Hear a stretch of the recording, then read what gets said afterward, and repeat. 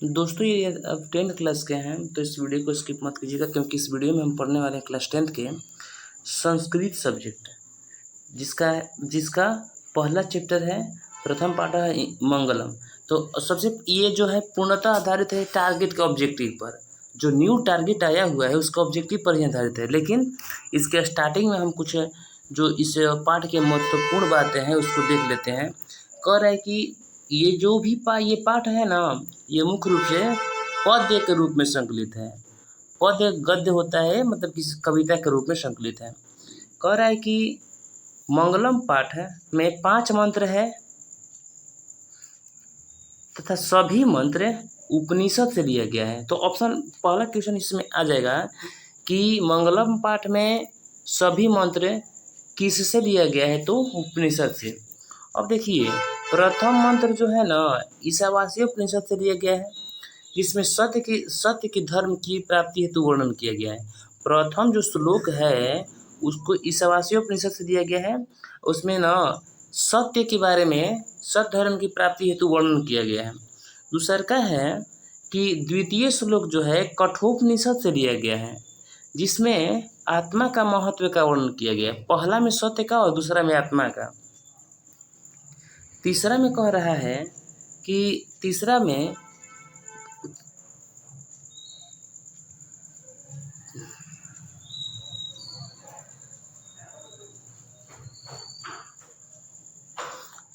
जो श्लोक है मुंडकोपनिषद से लिया गया है, जिसमें सत्य को उत्तम खजाना कहा गया है।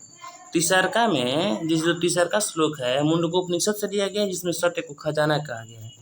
चौथा श्लोक जो है ना उसको मुंडकोपनिषद से ही लिया गया है, लेकिन इसमें क्या है, आत्मा और जीवों के बीच के संबंध की चर्चा की गई है। पांचवा श्लोक श्वेताश्वरोपनिषद से लिया गया है। इसमें वेद स्वरूप परम पिता परमेश्वर के विषय में कहा गया है।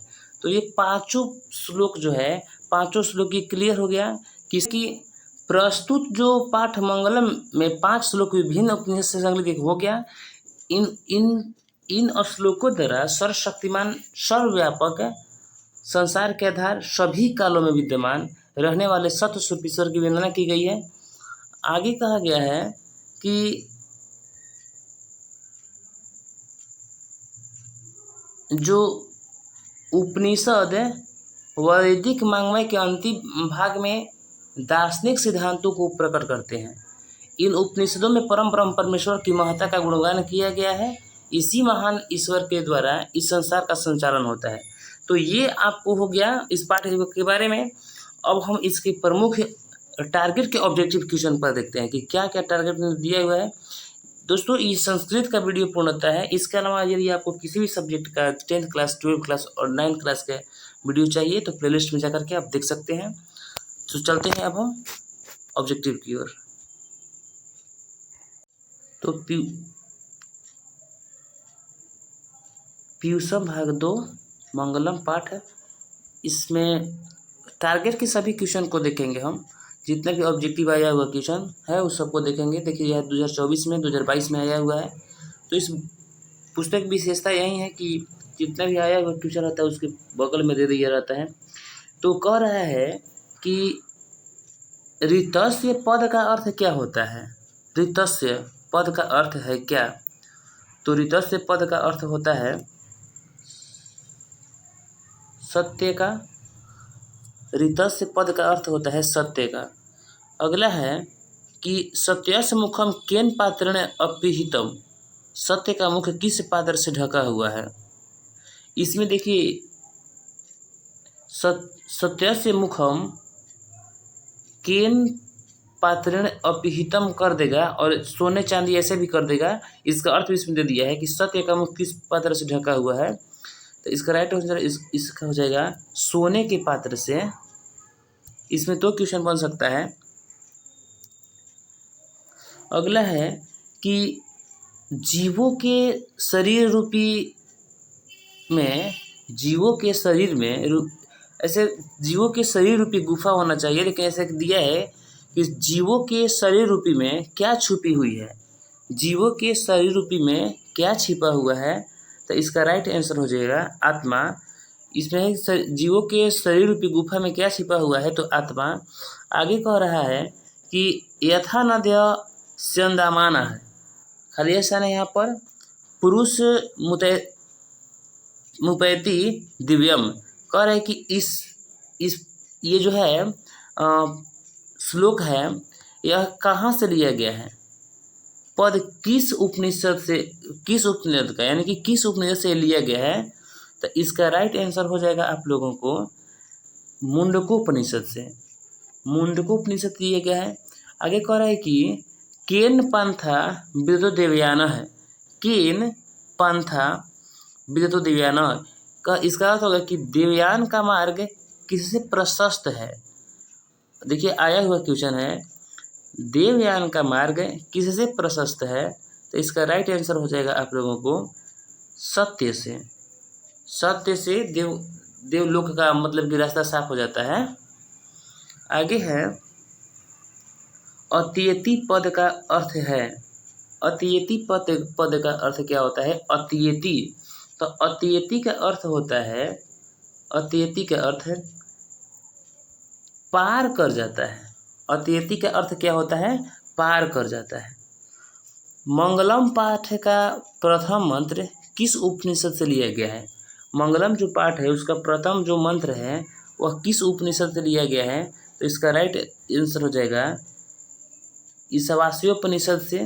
मंगलम पाठ का प्रथम पद जो है किससे लिया गया है, तो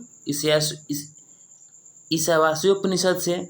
अगला है कि मंगलम पाठ में कैसे मंत्र संकलित है, मतलब गद्य के रूप में कि पद के रूप में, तो इसका राइट आंसर हो जाएगा आप लोगों को पद के रूप में संकलित है, जो भी है मतलब पद के रूप में संकलित है मंगलम पाठ में। आगे है कि मंगलम पाठस्य रचनाकार कः अस्ति।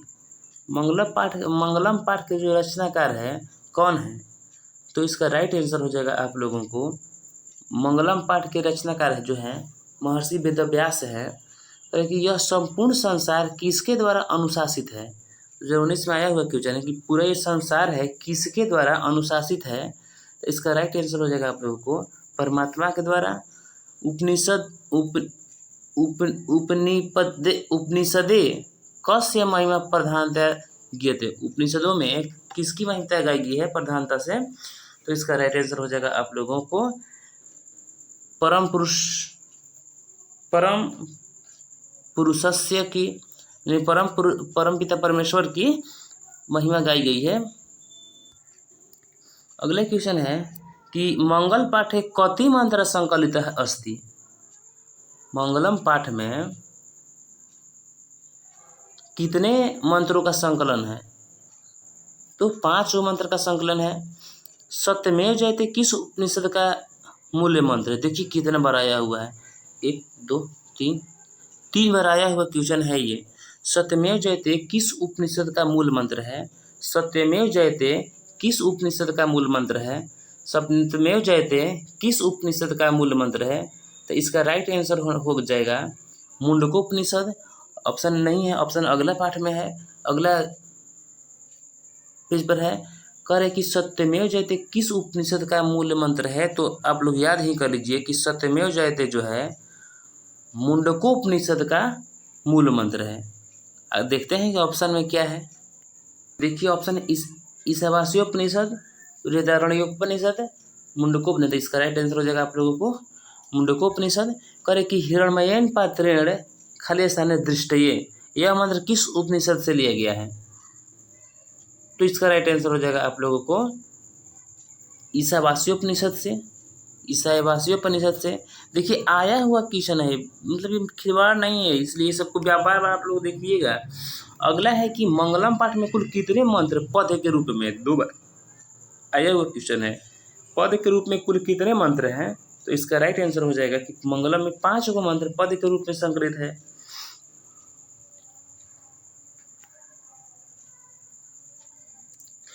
सत्य का मुंह किस पात्र से ढका हुआ है, देखिए 1 2 3 बार आया हुआ क्वेश्चन है, 2024 में भी आया हुआ है। सत्य का मुख किस पात्र से ढका हुआ है, तो सत्य का जो मुख होता है हिरण्यम पात्र से ढका है, हिरण्यम पात्र से ढका है। महतो महियान कह, महान से भी महान कौन है? तो इसका राइट आंसर हो जाएगा आप लोगों को ब्रह्म है। ध्यान दीजिएगा, इसमें ना आत्मा नहीं है ऑप्शन में कहीं। महान से भी महान कौन है? तो महान से भी महान आत्मा है, लेकिन यदि आत्मा ना दे तो महान से भी महान ब्रह्म हो सकता है। लेकिन यदि आत्मा दिया रहेगा तो महान से महान आत्मा होगा, क्योंकि ये इस मंगलम पाठ में महान से भी महान आत्मा को कहा गया है। अगला है कि अड़ोह अड़ियान कह, तो इसका राइट आंसर हो जाएगा आप लोगों को ब्रह्म।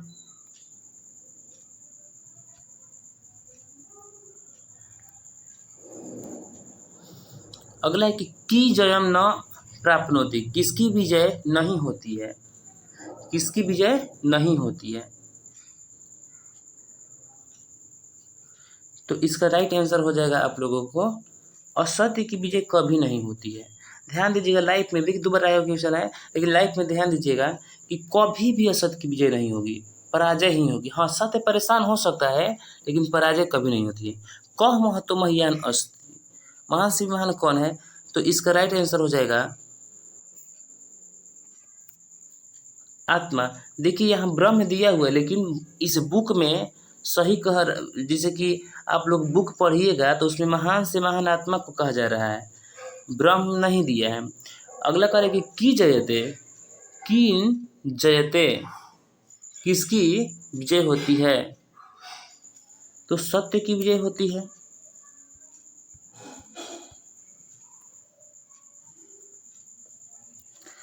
स्वर्णमय पात्र से किसका मुंह ढका हुआ है? स्वर्णमय पात्र 22 में आया हुआ क्वेश्चन है। स्वर्णमय पात्र से किसका मुंह ढका हुआ है? सत्य का।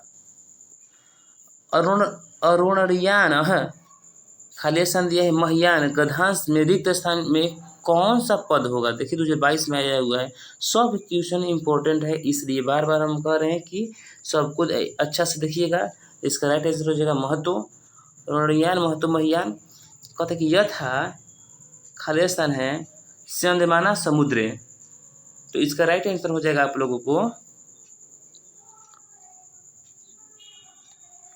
जिस प्रकार नदियाँ समुद्र में मिल जाती है, यथा स्यंदमाना समुद्रे, तो इसका राइट आंसर नधा होगा। अगले क्वेश्चन की ओर बढ़ते हैं हम। तमेव खाली स्थान मृत्यु मेति, तो इस खाली स्थान में हो जाएगा ए विदित्वा, तमेव विदित्वा मृत्यु मेति।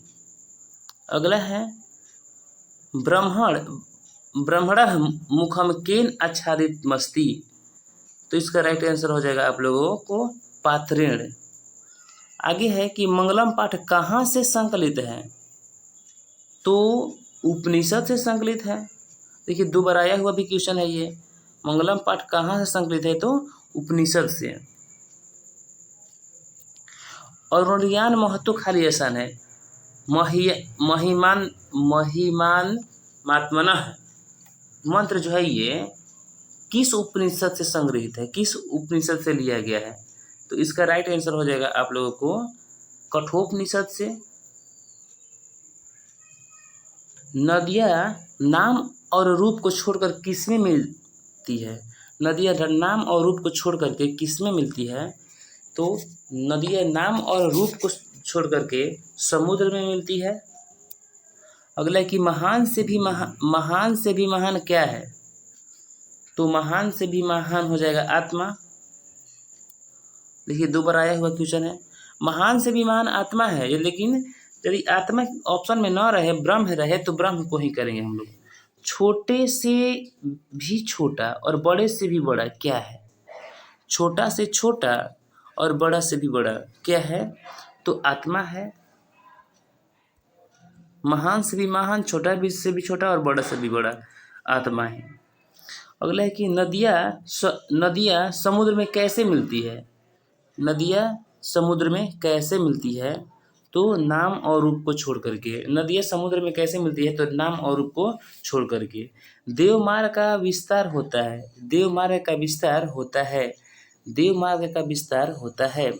तो इसका राइट आंसर हो जाएगा आप लोगों को किससे? तो सत्य से। वेदाहमेतम पुरुषम खलेशन है विद्यते यनाथः। यह मंत्र किस उपनिषद से लिया गया है? सब दिखा देते हैं, आगे भी खींचो।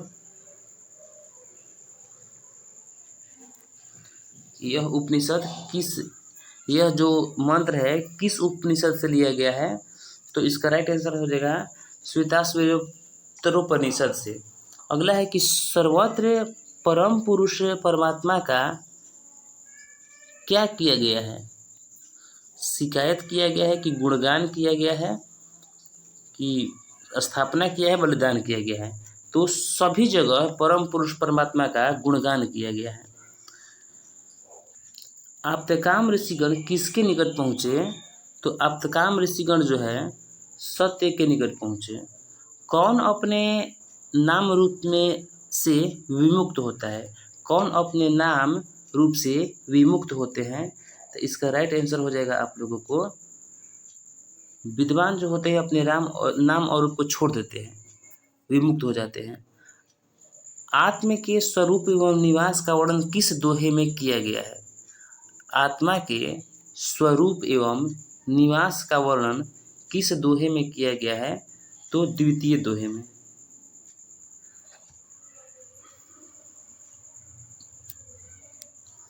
सत्य के महत्व को बतलाया गया है किस दोहे में?